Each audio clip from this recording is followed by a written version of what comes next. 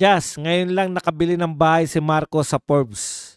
M. Mayo, Sorina Jabala, wag niyong mabanggit-banggit ang mga mahihirap. Ayaw namin na pinagkikitaan niyo pa kami. Bam talaga si Bam Aquino or worse than Trililing?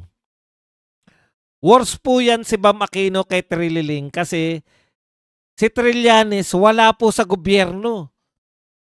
Media lang naman pumapatol dyan kay Trillanes eh. Alam niyo naman, si Trillanes tsaka yung media, iisa lang yung amo ng mga yan.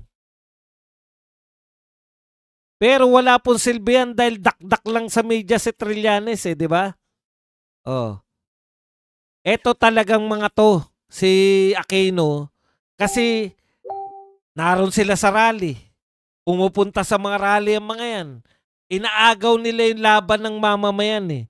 Yung mga tao galit sa korupsyon, pupunta sa rally para isigaw nila na Sara Duterte ipakulong. Saka nakakita Sara Duterte ipapakulong nyo? Issue ng pagnanakaw sa flood control. Tapos pupunta kayo dun para yung mga tauhan nyo ang isisigaw mga Duterte. Liton-lito yung mga artista eh. Kala ko nagpunta kami rito para dahil sa korupsyon eh. Bakit si BP Sara? Hindi naman bobo yung mga artista na yan. Marerealize nila na ginagamit nyo lang sila balang araw. Huwag kayong mag-alala.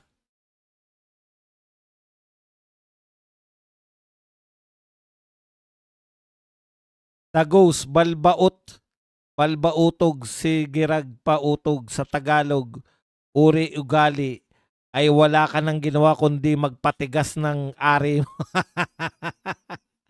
Ah! Sa Tagalog pala yan, tigas titi. Opo. Balbaut. Tigas ano ka lang pala eh. Tigas etits ka lang pala. Boss Bads, anong reckoning pinagsabi ni Tabi? Ayusin niyo muna mukha niya para respetuhin siya. Myla Sanchez, thank you very much sa 29 NT. Bads, bakit laging tagilid ang mga katwiran ni Percival? Ewan ko ba dyan?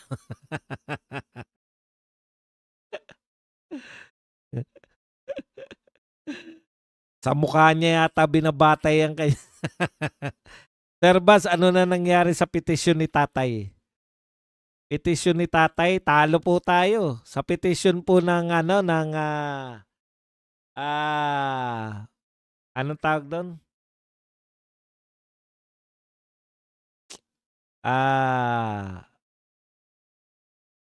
Conditional release. Talo po pero na hinirit pa sa inakyat na po sa sa appeals. Iba po ang maganda po ron sa appeals, nananalo tayo sa appeals eh.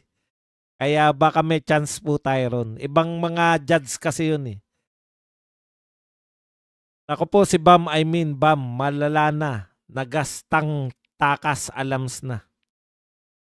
Good day to all. Minandro manalang sang viewers. Boss Bats, may tinatag na People's Court trial by publicity. Siyempre, balbautog. Halos magkapareho yan ng tambaluslos. Astig ethics ang tawag doon. Palbahuto. Jurisdiction. Sa jurisdiction po, may jurisdiction daw po ang ICC, sabi nila. Sila nagsabi na may jurisdiction sila.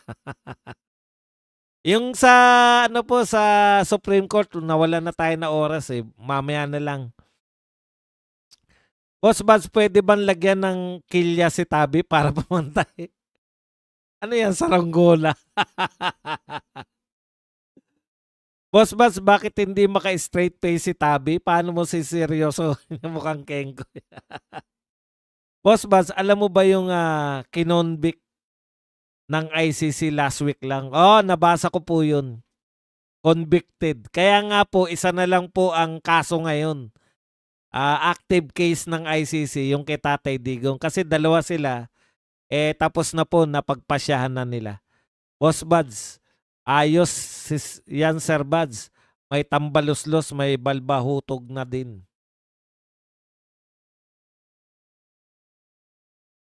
Magkakauri kasi yung mga hinayups na yan eh.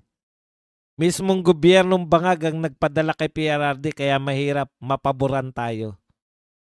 Pwede naman. Interim release yun. Interim release. Pero si Tabi, hut-hutin.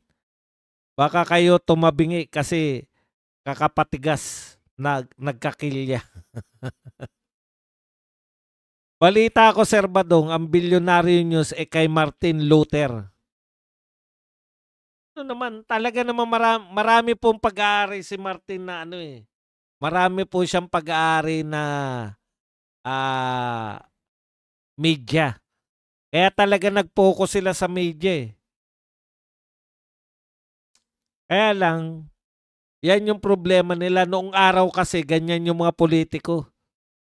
Kontrolin mo yung media, makokontrol mo na yung mga utak ng tao. Pero meron pong social media eh. May ka-counter kayo eh. Kahit na nababasa namin, pareho lang na nababasa ng lahat ng tao. Kaya lang mas, yung paraan namin ng interpretasyon ng mga balita ay iba rin sa gustong iparating ng mga mainstream media. Sir Buds, nagpahiwatig si Vince Dizon na magre-resign kapag may nakialam sa kanyang mga desisyon. Utot mo! Hindi ka lang pinakikialaman, dinidiktahan ka pa. Diniktahan ka nga ng ombudsman eh. Kay Bongo eh. Hindi nyo lang tinuloy dahil binanatang kayo ng binanatan ng tao. Sabi ng ombudsman sa'yo, di ba? Sabi ng ombudsman, imbestigahan namin yung ugnayan ng Diskaya at Bongo. Umuo ka eh.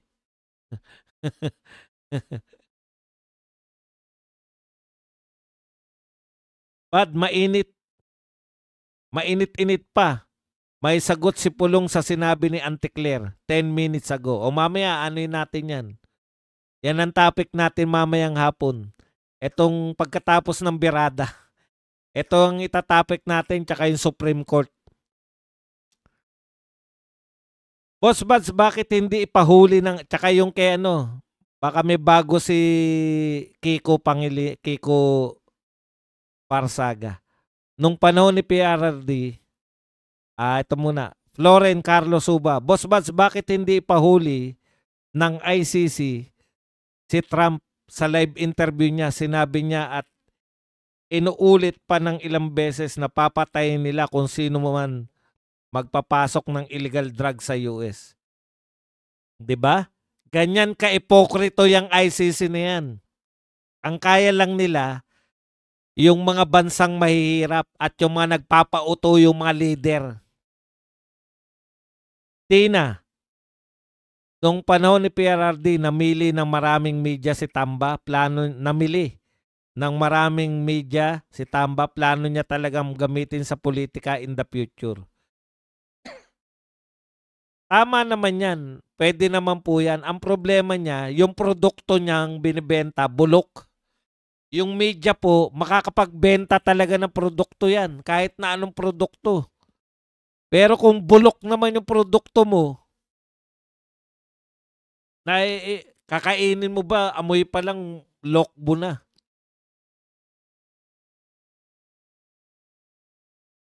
Kaya wala rin silbi.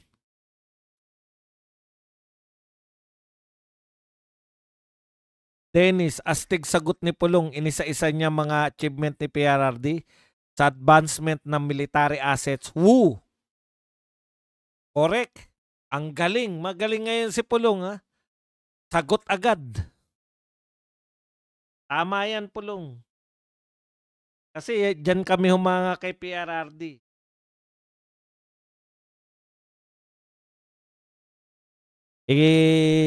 Lagi po tayong ma-update dyan sa mga sagot ni Pulong Duterte, sagot nila BP Sara. Maraming salamat sa tip, Dennis DR. Oh, tanong na kayo. Mamaya-maya, maghanda na ako sa birada. Samantalahin nyo na narito pa si Badong. Badong-dong.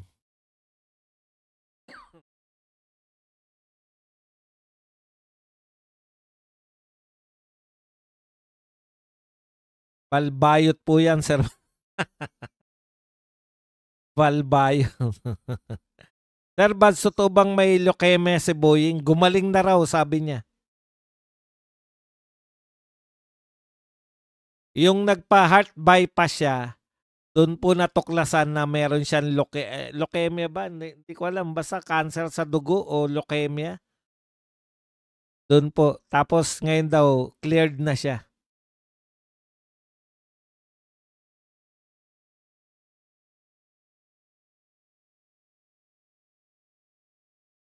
Palaban na si Pulong. Sa sobrang na-realize siguro ni Pulong, putya, hindi na kami obra na ipaubaya ko lang kay BP Sara yung laban.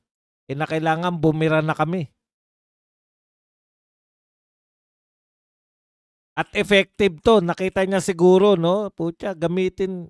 Kung ako talaga may ganyang power na lahat ng sasabihin ko kakagatin.